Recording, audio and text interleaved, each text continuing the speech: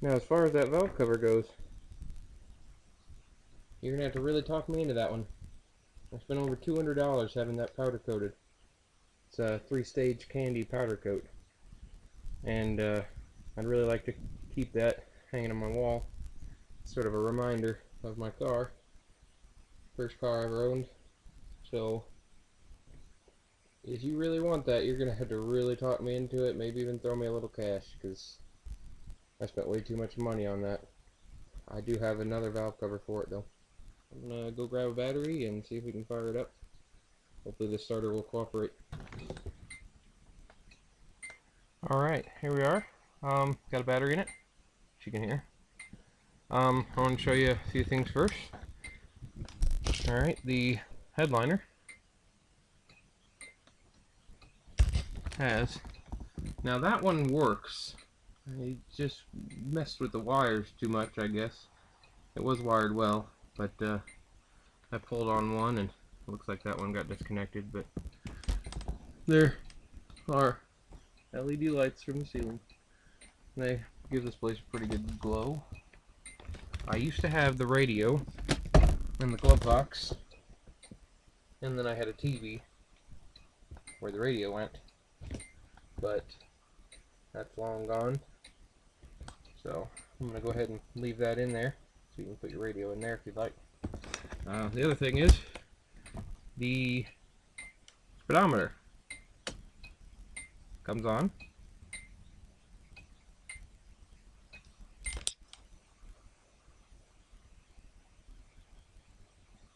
Then slowly fades out. Now, if you really are that interested in knowing how fast you're going, you can shut off the car for a few seconds in the middle of going down the road. I know that's, if you're not used to doing it, might seem scary, but it's just fine.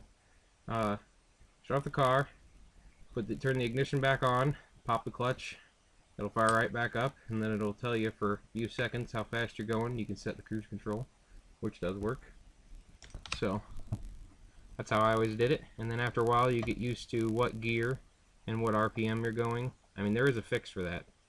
I've actually got it bookmarked on my computer. Apparently a little relay you have to buy at Radio Shack and solder in, and then that should work again. Now, I've got it so you turn the key, but you can't start it with the key.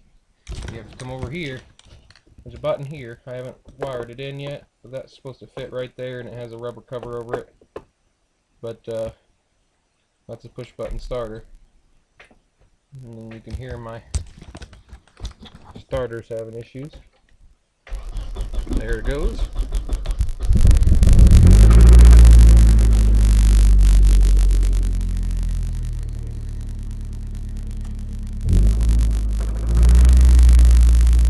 Right there, you can't even hear the rod knock.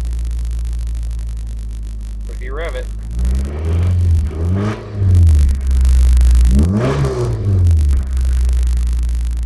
now it's really not too bad when you're sitting here revving it and messing with it, but if you get out on the road and put a draw on the engine, it gets louder. So it's definitely not something I would drive.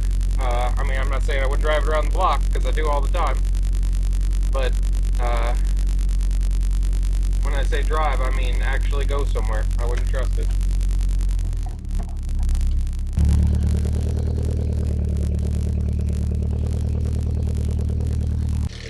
Now that noise you're hearing there is a lifter noise.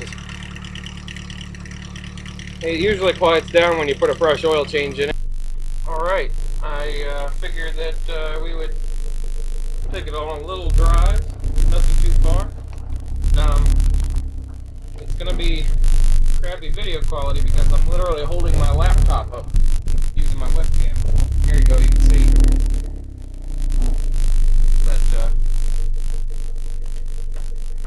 and driving, shifting with my left hand, so I probably won't get out of second gear.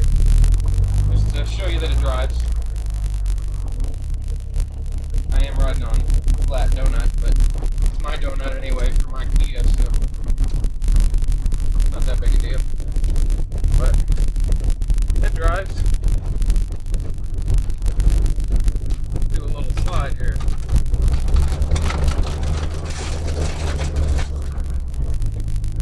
It drifts with ease. I mean, barely got on the gas, just turned the wheel hard and it slid completely sideways, so.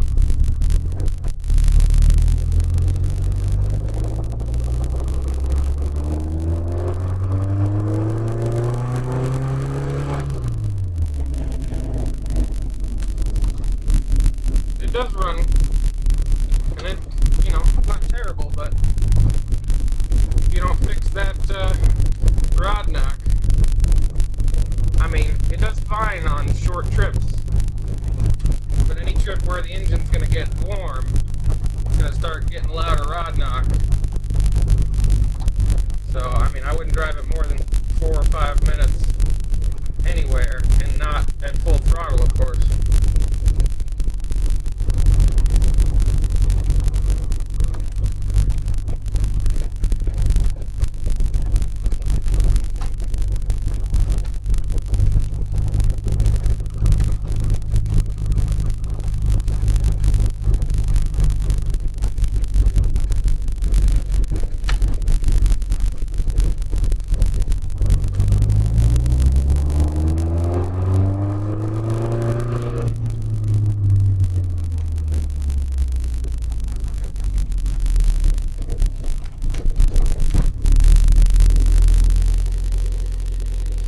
Alright, there's that.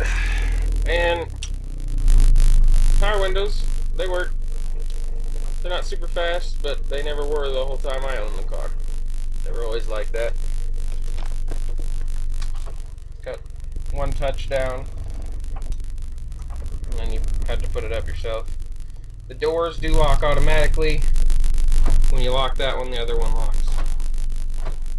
So, it's kind of nice. And when you open the door, the little seatbelt comes up. That works just fine on both sides. So, most everything works in the car. Flashers, floor motor works just fine.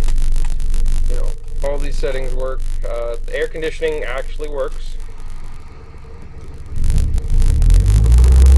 I haven't ran it in a while, but it definitely works.